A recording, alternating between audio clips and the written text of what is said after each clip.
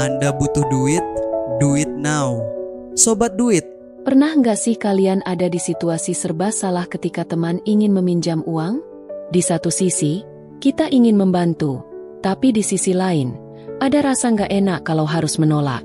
Nah, di video kali ini, aku bakal kasih kalian 10 tips ampuh buat menghindari situasi ini dengan cara yang elegan dan tetap menjaga pertemanan. Jangan sampai kelewatan. Tonton sampai habis. 1.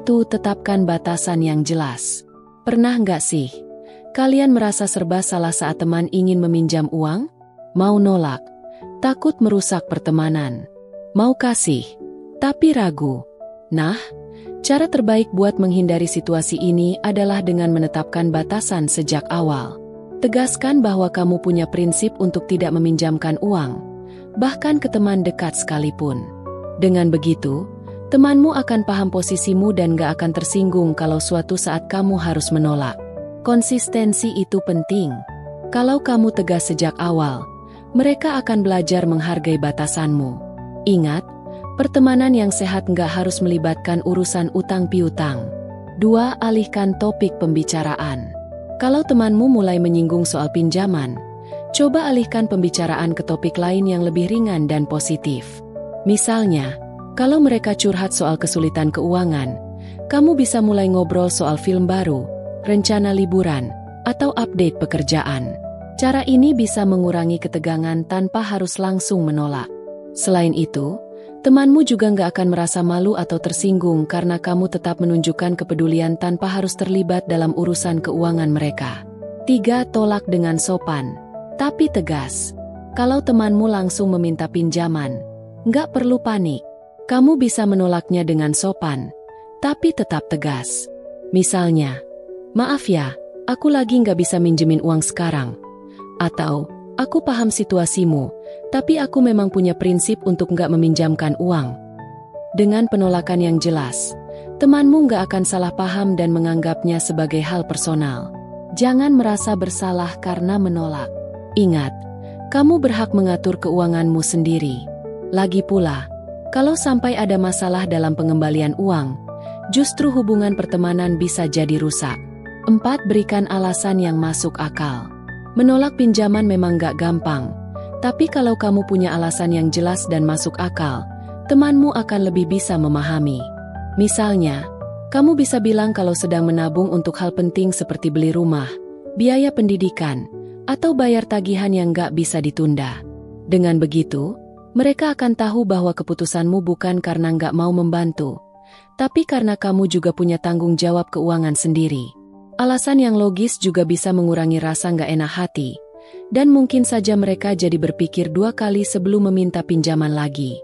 Ingat, kamu nggak perlu merasa bersalah karena mengutamakan kebutuhanmu sendiri. 5. Tawarkan bantuan lain. Kalau nggak bisa minjemin uang, bukan berarti kamu nggak bisa membantu. Coba tawarkan solusi lain, misalnya kasih saran keuangan, bantu mereka cari pekerjaan sampingan, atau rekomendasikan sumber pinjaman yang lebih aman dari lembaga resmi. Dengan begini, kamu tetap menunjukkan kepedulian tanpa harus terlibat langsung dalam urusan keuangan. Selain itu, cara ini juga bisa memperkuat pertemanan, karena temanmu akan merasa didukung tanpa harus melibatkan uang. Siapa tahu, bantuanmu justru bisa membantu mereka menemukan solusi jangka panjang dan lebih mandiri dalam mengelola keuangan. 6. Hindari situasi yang memicu permintaan pinjaman. Kalau kamu tahu temanmu sedang kesulitan keuangan, ada baiknya untuk menghindari situasi yang bisa memancing mereka meminta pinjaman. Misalnya, hindari makan di tempat mahal atau belanja di mal bersama. Sebagai gantinya, pilih aktivitas yang lebih hemat seperti nongkrong di rumah atau jalan-jalan santai tanpa biaya besar. Dengan cara ini, kamu bisa mengurangi risiko temanmu meminta uang tanpa harus menolak secara langsung. Selain itu, ini juga menunjukkan bahwa kamu peka terhadap kondisi mereka dan tetap ingin menjaga pertemanan tanpa embel-embel urusan finansial. 7. Jangan membawa banyak uang tunai. Kalau kamu tahu ada kemungkinan temanmu bakal meminta pinjaman, coba hindari membawa uang tunai dalam jumlah besar atau menunjukkan kondisi keuangan yang terlihat berlebih. Misalnya, jangan terlalu sering membahas barang mahal yang baru kamu beli atau investasi yang sedang kamu jalankan. Kadang tanpa sadar, kita memberi kesan kalau kita punya uang lebih dan siap meminjamkannya. Dengan tidak membawa banyak uang tunai atau menunjukkan pengeluaran yang mencolok, kamu bisa menghindari permintaan pinjaman secara halus. Kalau temanmu melihat kamu juga berhati-hati dengan uang, mereka akan berpikir 2 kali sebelum meminta bantuan keuangan. 8. Gunakan humor. Kalau situasinya memungkinkan, humor bisa jadi senjata ampuh untuk menolak tanpa bikin suasana canggung. Misalnya, kalau temanmu mulai meminta pinjaman, kamu bisa bercanda. "Waduh, kalau aku punya uang lebih, mungkin sekarang aku udah liburan ke Bali." Atau, "Serius? Aku juga lagi cari pinjaman. Kalau ketemu tempat yang aman, bagi tahu aku ya." Humor bisa membantu meredakan ketegangan dan membuat penolakan terasa lebih ringan. Tapi, pastikan tetap bijak dalam bercanda. Jangan sampai terkesan gak peduli atau meremehkan kondisi temanmu. 9. Ajarkan tentang manajemen keuangan. Kalau temanmu sering meminjam uang, mungkin ini saatnya untuk ngobrol soal manajemen keuangan. Bukan untuk menggurui, tapi lebih ke berbagi tips gimana cara mengatur pengeluaran, menabung, atau cari penghasilan tambahan. Dengan begitu, kamu gak cuma nolak pinjaman, tapi juga membantu mereka jadi lebih mandiri dalam mengelola keuangan. Selain itu, kalau mereka mulai paham cara mengatur uang dengan baik, kemungkinan besar mereka gak akan sering bergantung pada pinjaman lagi. Ini langkah positif yang menguntungkan kedua belah pihak. 10. Jaga hubungan dengan bijak. Kalau temanmu masih terus memaksa atau kecewa karena kamu gak meminjamkan uang, coba jelaskan dengan tenang bahwa kamu menghargai persahabatan kalian dan gak ingin uang jadi masalah di antara kalian.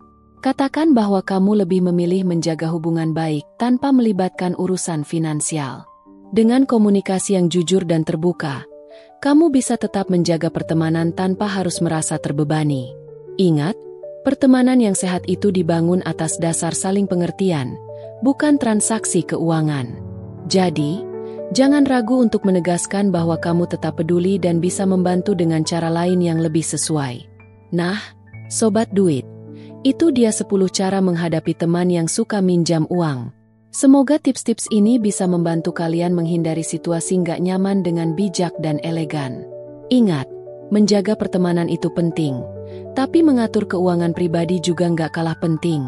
Kalau kalian punya pengalaman atau tips lain, langsung aja share di kolom komentar. Jangan lupa like, subscribe, dan nyalakan bel notifikasi biar nggak ketinggalan video menarik lainnya.